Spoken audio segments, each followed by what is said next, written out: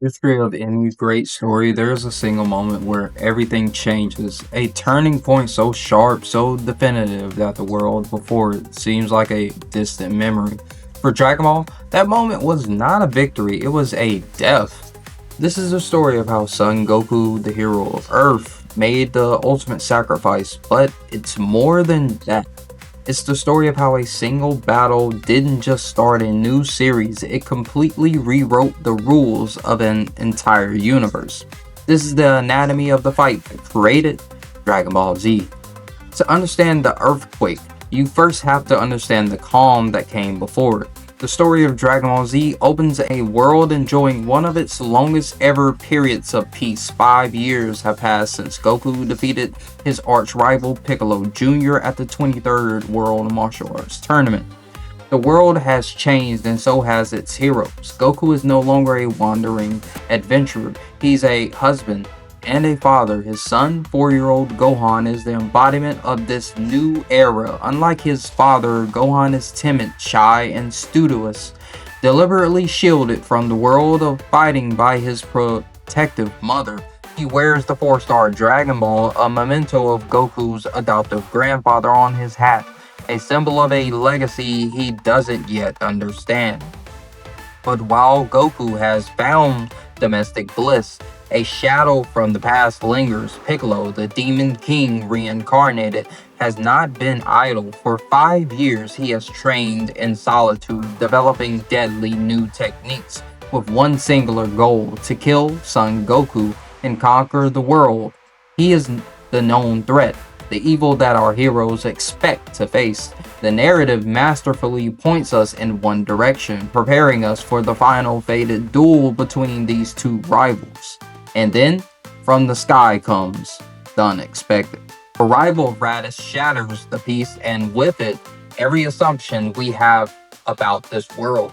His first act is to confront the farmer, whose shotgun is less than useless. Raditz activates a device on his eye, a scouter, and after casually dispatching the farmer, it leads him to the strongest power on the planet, Piccolo.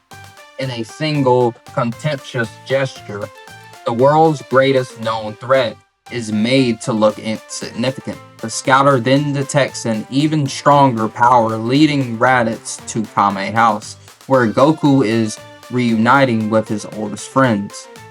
What happens next is the single most important revelation in the franchise's history. Raditz doesn't call him Goku, he calls him Kakarot, and he reveals the unbelievable truth: Goku is not a human. He is a member of a nearly extinct warrior race from the planet Vegeta, known as the Saiyans, and Raditz is his older brother. Raditz unravels Goku's entire life. He explains that Goku was sent to Earth as an infant with a mission to eradicate all life so the planet could be sold on the galactic market. It was only a head injury in early childhood that caused amnesia, erasing his violent programming. He reveals their home planet was destroyed by a meteor, a lie to cover up a genocide, leaving only 4 pure-blooded Saiyans alive: Goku, Raditz, and the 2 others who are even more powerful. With Raditz coming to the introduction of power levels, his scouter assigns a numerical value to fighters' energy. He measures Goku and Piccolo at around 400. His own, he boasts, is about 1500, a gap so immense it seems impossible to overcome. Furious at his brother's failure, Raditz delivers a ultimatum: kill 100 humans in 24 hours or Gohan will die. When Goku refuses, Raditz strikes him down with a single knee to the gut and kidnaps the terrified Gohan.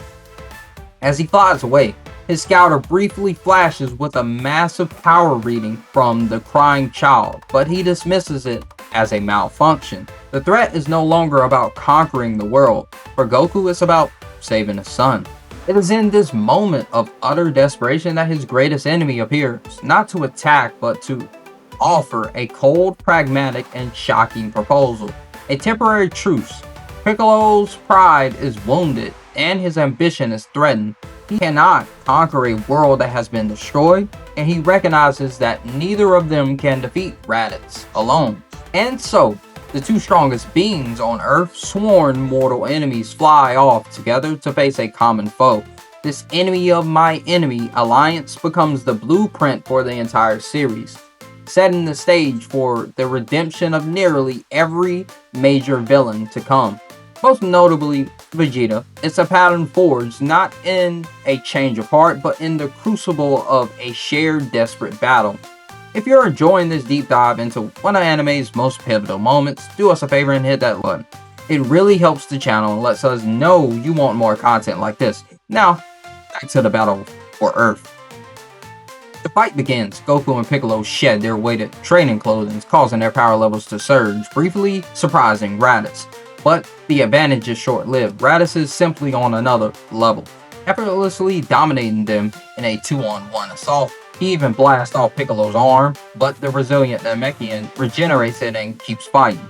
Realizing a direct fight is hopeless, they turn to their ultimate techniques. Goku unleashes a massive Kamehameha wave, but Raditz contemptuously deflects it with one hand. Piccolo then unveils his secret weapon, a technique he designed specifically to kill Goku, Special Beam Cannon. He explains its spiraling energy can pierce any defense, but it has one fatal flaw. It takes an agonizing long time to charge. The strategy is now clear. Goku must buy time. He distracts Raditz long enough for Piccolo to fire, but at the last second, Raditz dodges. The beam only grazes his shoulder, but it's the first real damage he's taken. As Raditz pummels the exhausted Goku, remembers a critical weakness, the Saiyan tail. In a desperate gamble, he grabs it.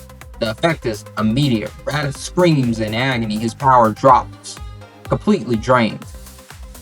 Victory is at hand, but then Raditz begins to plead, begging for his life and appealing to their shared blood. Against Piccolo's frantic warnings, Goku does a Goku thing. Defining compassion wins out. He lets go. It's a trick. Raditz laughs cruelly and stomps on Goku's chest, crushing him.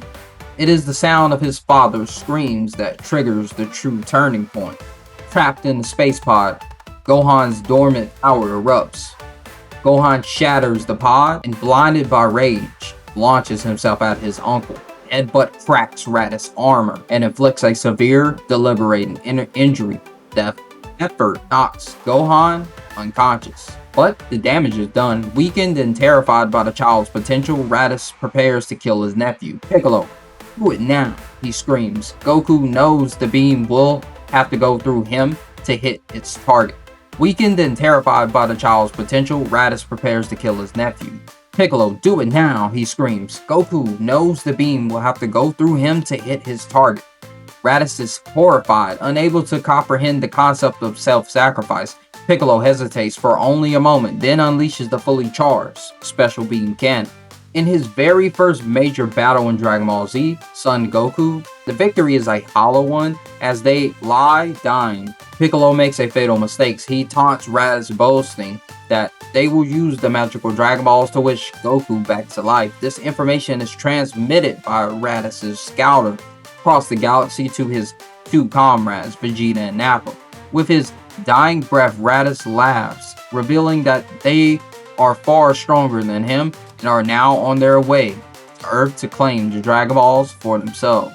Goku's death, however, becomes a brilliant narrative engine. It solves a critical power scaling problem. There was no way for him to get strong enough on Earth to face the coming threat. By dying, he is granted the privilege of training in the outer world under a divine master, King Kai, giving him access to techniques like the Kaioken and the Spirit Bomb. His absence also forces the other characters to grow. Piccolo, seeing Gohan's potential, takes the boy to train him, beginning his own long, complex journey from villain to guardian.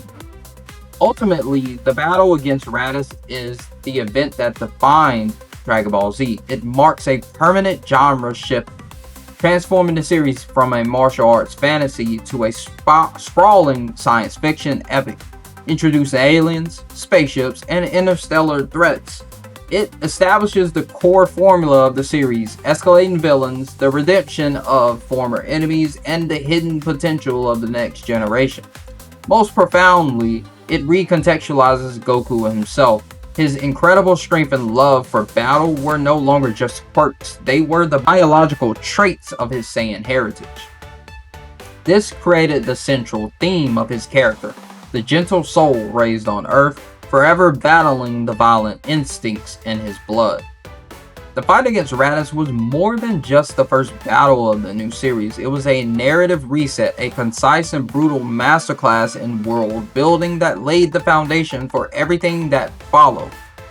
It took a hero we thought we knew, revealed a past he never knew he had, and killed him, all to set him on a path to becoming a legend. It was not just a battle for Earth, it was the battle for the soul of the series itself. What's your favorite moment from this iconic fight? Was it Gohan's explosive rage or the shocking alliance between Goku and Piccolo? Let us know in the comments below, and if you want more deep dives into the stories that shaped anime, make sure to subscribe and hit that notification bell so you don't miss our next video. And I love y'all, man. Thanks for watching. See you two out. Peace.